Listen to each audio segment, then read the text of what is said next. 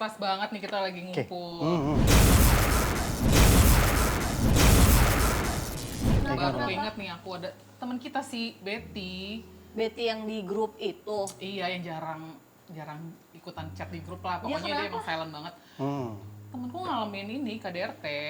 Mereka tuh baru nikah. Kan mereka udah nikah setahun kan? Pas banget ada Mas Eka. Iya gimana? Iya nih pas banget nih. Makanya aku mau nanya nih sama Mas Eka. Jadi temenku tuh kemarin pas banget dipukulin sama suaminya. Tapi kayaknya sih dia cerita kemarin tuh bilang sebenarnya sebelumnya tuh udah ada serangan-serangan dari suaminya lah, psikis dan mental juga.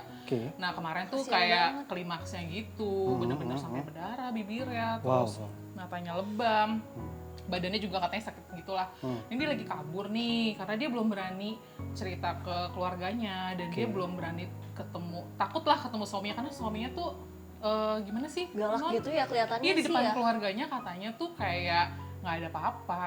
Dia tuh image-nya baik banget. Gitu. Makanya dia takutnya jadi bumerang buat dia gitu loh. Bisa bersandiwara lah ya dia. Iya, jadi mereka udah setahun nikah, terus suaminya berubah, jadi posesif banget, cemburuan.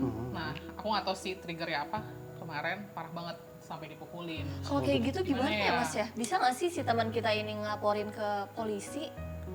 Semuanya apapun tindak kekerasan itu pasti bisa dilaporkan ke polisi. Cuma yang pasti harus kejiwaan temannya dulu ya kan terganggu tuh pasti itu. Namanya dipukul tadi dijelasin kan pasti terganggu. Nah, itu mungkin ditenangin dulu. Nanti pas dia cerita tuh kan. Iya. Pas cerita nanti baru tuh bisa runut. Penyebabnya apa bisa sampai seperti itu. Kalau kan nggak mungkin kan ya, nggak mungkin tiba-tiba pukul Tiba-tiba lagi gitu. dipukul.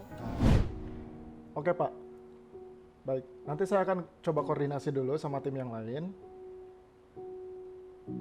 Oke, baik. Segera saya buatkan laporannya. Kenapa? Oh, oke. Oke, baik Pak. Oke, tunggu sebentar ya Pak. Adek. Halo Dek. Oh, di mana? Lo bisa kesini nggak? Hah? Di mana? Gue di Ragunan. Di Ragunan. Ngapain? Gak apa-apa. Gue habis berantem. Gue nggak bisa nyetir. Wah, nggak bener. Gue udah bilang dia tuh emang nggak bener. Yaudah. Lu tenang dulu, oke? Gue tunggu ya, Wan. Lu tunggu gue sekarang. Gue selesaiin dulu meeting. Gue ganti baju terus ke tempat lu sekarang, oke? Lu tenang dulu, oke? Oke, thank you. Yaudah. Iya.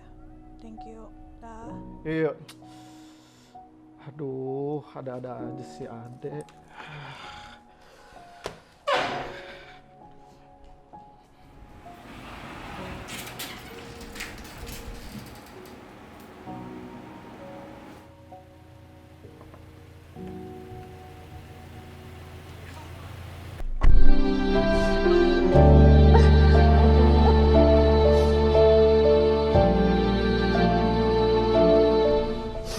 Udah, jangan nangis. Kenapa? Ya Tuhan. Sampai lebam begini. Lu diapain? Cerita. Iya, pukul gue. Terus dia pergi gitu aja. Salah lu apaan? Kok sampai diginiin gini? Ada teman gue, cowok yang nelfon gue. Terus? Dia nggak suka. Terus dia pukul gue. Tapi cuman temen kan? Parah sih. Posesif banget sih. Emang dia tahu ya siapa yang nelpon? Dia cuma itu suara cowok doang. Aduh, ya udah sabar. Ya udah sekarang lu mau kemana? Mau gue antar? Tahu, gue nggak tahu, Wan. Ya udah sekarang lebih baik gini aja deh. Kita ke teman atau ke teman lu atau mau kemana? Terserah lo. Atau gini, kita selesaiin masalah ini, oke? Gue nggak mau teman gue diginiin sama orang lain, oke? Kita ke sepupu gue aja, gimana? Ya, dia kayaknya lebih ngerti daripada gue deh untuk nyelesain semua ini, oke? Ya, Ya udah, sekarang gue telepon sepupu gue dulu ya. Bentar. Gitu. Tapi kayaknya baru sekarang ini deh. Makanya dia selama ini diem-diem aja. Iya, Makanya kita selama kan, ini kayaknya aman-aman aja rumah tangga dia, Mas. Oh, makanya aku mungkin juga kaget nih kenapa dia, bisa. dia sering curhat sama siapa atau ada Enggak sih, teman-temannya? mungkin sama Sama lo aku kali. sih. Dia curhatnya gimana? Ada yang Ya dia bilang sih, ya dia bilang memang selama ini sorry banget nggak open banget. Tapi pas nikah inilah memang kekerasannya tuh lebih parah. Oh, gitu. Ya pas pacaran dia bilang sih nggak terlalu. Ya berarti kan tapi ada udah ada dong. ya. ada ya, ada. triggernya. Iya, iya. Nah ini iya, tuh aku baru gimana tahu ya? sih. Kemarin sih dia ada kirim-kirim foto. Sebentar. Halo, Wan. Halo kan Nana? Lagi ada di rumah? Iya, gue di rumah. Gue sama teman gue mau ke arah ke sana ya. Mau minta bantuan lu nih. Oh ya udah kesini aja. Ya udah, oke, gue tunggu ya. Oke, baik. 10 menit nyampe. Bye. Udah. Gue aja yang nyetir ya kalau gitu ya. Bentar ya.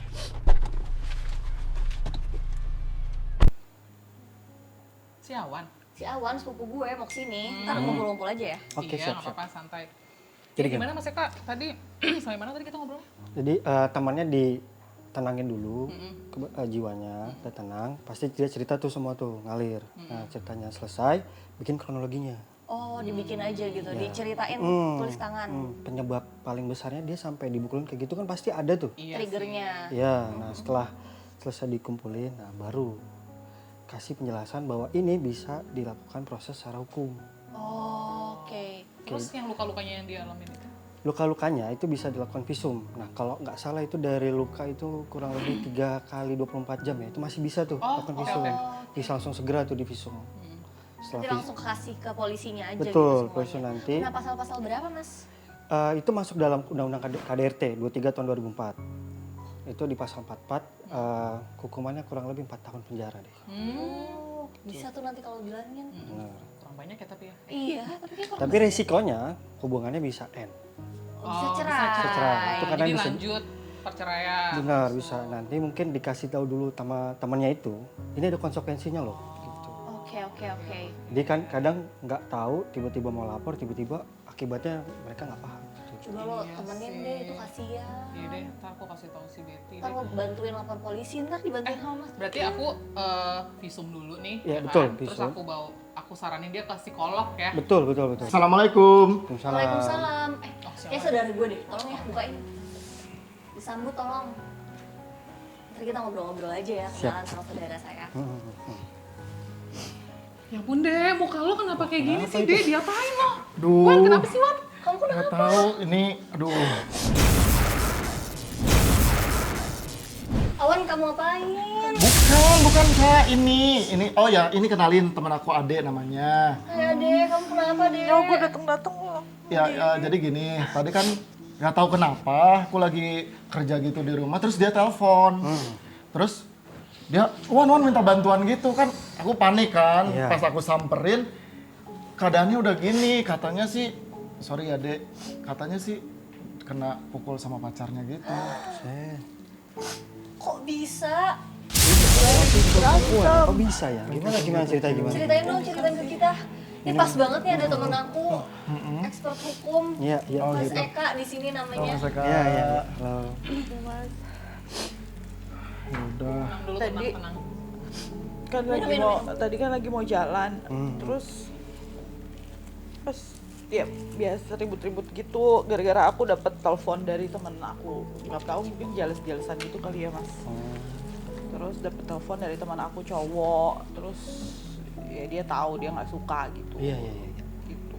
Kalau cuma ngobrol biasa temen kantor. Gitu. Terus Makanya, dia nggak terima terus dia mukul aku. Ini baru tadi banget kejadiannya. baru tadi banget, dia nelpon gue tahu cowoknya dia. Emang orangnya emang posesif itu, Kak. Wah, nggak bisa didiemin sih kalau kayak gitu. Temperamen juga ya kayaknya ya. Kayaknya sih gitu, ngelihat dari gelagatnya emang udah gitu, main fisik orangnya. Gue udah bilang ke Ade, udah deh, udahan deh. Aduin ke hukum aja nggak sih Mas langsung? Bisa itu. Kasian banget ya. Nggak ada Udah visum apa? Mau dipoto dulu gitu.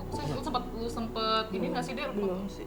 Tapi kalau kayak gini mungkin ya maksudnya ntar gue foto atau itu bisa kan? Iya, lo foto Bisa. dulu. Jadi Ini tindak lanjutnya kayak gimana nih Mas? Jadi bisa kalau kayak gini? difoto dulu, habis itu divisum, habis itu nanti laporan polisi. Gitu. Resikonya adalah pacarnya itu bisa masuk penjara.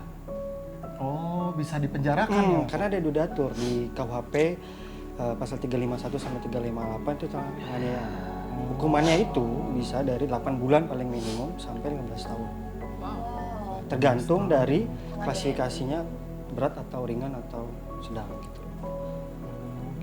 Kalau ini sih termasuk sedang. Sedang ya. Emang kalau misalnya yang ringan, sedang, sama berat itu perbedaannya tuh apa sih Mas? Kalau paling berat itu sampai nggak bisa melakukan apa-apa. Oh, Koma atau pingsan seperti itu? Atau ada cacat seperti Iya, itu? sampai dia tidak bisa melakukan aktivitas. Oh, oke. Kalau ringan kan biru kayak gini. kalau ringan paling cuma kegores. Goresan atau luka sobek seperti itu. Kalau ini kayak masih ringan. tapi kan psikologinya udah kayak Betul. Betul. Terganggu banget. Iyalah. Betul. Pasti terganggu. Jadi ditenangin dulu. Habis itu foto tadi, terus visum. Nah, bisa tuh kayak gitu. Tapi siap berarti resiko pacarnya itu udah selesai berarti nanti setelah itu. Visum udah terima Ini sih. pertama teman. kalinya nggak sih, Dek? Tante udah, oh oke. kalau pasal-pasalnya tuh pasal berapa? Kalau ini masih masuk 351 sih. Iya. Penganiayaan. Pas banget ya tadi teman kita juga ada tuh KDRT. Iya, tadi kita lagi bahas Lagi bahas diskusi tadi. soal penganiayaan. Yang satu rumah tangga, yang satu masih pacaran. Nah kayak gini mungkin temannya dulu, dia diem, tiba-tiba besar udah nikah, ada batas, pukul. Gitu. Oh gitu ya. Jadi kan ada resikonya tadi nih temannya apa namanya mau dilanjutin ke proses hukum atau gimana? Nah, jadi gini, kalau misalkan kan ini rekan saya ataupun siapapun tadi pelakunya temennya Miss Justice ya di KDRT. Kalau saya sebagai lelaki kan mungkin paradigmanya hanya melakukan ketegasan saya untuk berlaku sewajarnya mungkin ya kan, entah itu memukul atau apa. Nah, sebetulnya apakah perbedaan dari ketegasan sama KDRT atau tindak penganiayaan seperti ini? Oke, jadi mungkin di perkotaan tuntutan pekerjaan kan emosinya berat ya. Betul banget. Jadi biasa tegas di kantor, ikut ke rumah. Iya. Supaya saya sama pasangan. Itu nggak bisa dibedain tuh. Harusnya bisa dibedain kan, ini anak gua, ini istrinya gitu loh. Nah, yang dimaksud tegas di kantor mungkin ada karena ada tuntutan gitu. Tapi kalau di rumah kan harus lembut ya. Nah, jelasnya adalah kalau di rumah ya lembut, kalau di kantor ya tegas, benar-benar tegas gitu. Nah, harusnya ya bisa paham ya kayak gitu laki-laki ya. Tapi kalau ngaduinnya kayak gitu ke polisi langsung atau ke mana dulu sih Mas? Atau ada kayak Tadi ya visum dulu, setelah visum hasil visum dapat langsung sama ke ya? laporan polisi. Jadi proses ya mungkin nanti dipanggil ya pacarnya itu. Tapi lo harus siap juga sih, Dek, dengan segala konsekuensinya gitu. Iya. Kalau lo mau laporin pacar lo. Iya nggak apa-apa lah daripada kayak gini. Iya loh. Emang Dek, tadi lu sempat ngelawan gak sih ke pacar lu itu? Enggak lah, gue takut. Nggak sama sekali gitu. Kalau jadi gue sih, gue balas lagi sih. Sama Wan, gue juga. Nah itu dia. Oh tapi Mas, kalau misalkan Ade melakukan pembelaan diri pada saat dia dipukul atau sebagainya kepada pacarnya itu, apakah melanggar hukum juga nggak sih? Enggak sih, itu justru dilindungi ya. Oh dilindungi. Dilindungi. Istilah itu notwear, diatur di pasal 49 KUHP. Jadi kalau dipukul kayak gitu, bales. Tapi Boleh. kan nggak ketahuan siapa yang pukul duluan Mas. Itu gimana dong? Nanti kan ada cerita ya. Jadi kalau penganiayaan itu tinggal tadi visum tadi dan pengakuan aja bahwa misalnya Awan yang melakukan, udah selesai gitu. Oh gitu. Segampang itu kalau penganiayaan dilaporkan. Iya kamu coba aja lapor. Tuh untuk kamu juga iya tuh. sih.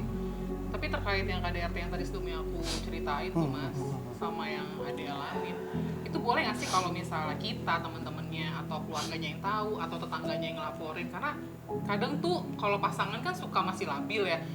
kalau saat ini kan emosinya saat ini doang gitu, dia pengen ngelaporin karena dia ngerasa dia udah dianiaya gitu, tapi ntar bisa dibujuk lagi gitu sama pasangannya, nanti dia berubah pikiran Iya, lagi. bener. Gimana sih, bisa nggak tuh kalau temen, keluarga yang ngelaporin aja gitu, bukan yang si korban? Iya bener. Itu gimana? Jadi kayak tadi di awal, jiwa ditenangin dulu jiwanya.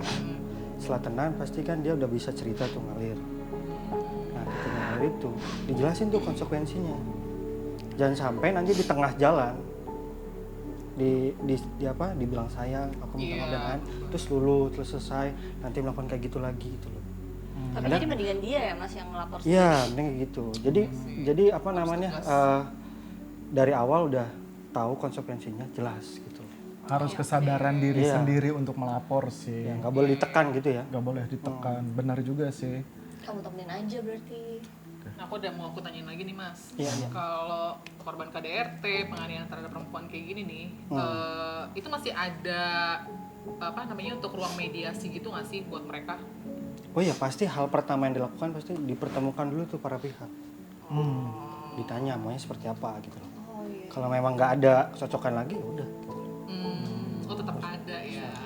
Harus dihadirkan pihak ketiga ya kan untuk mempertemukan kedua belah pihak ini ya. Bisa jadi dari keluarganya.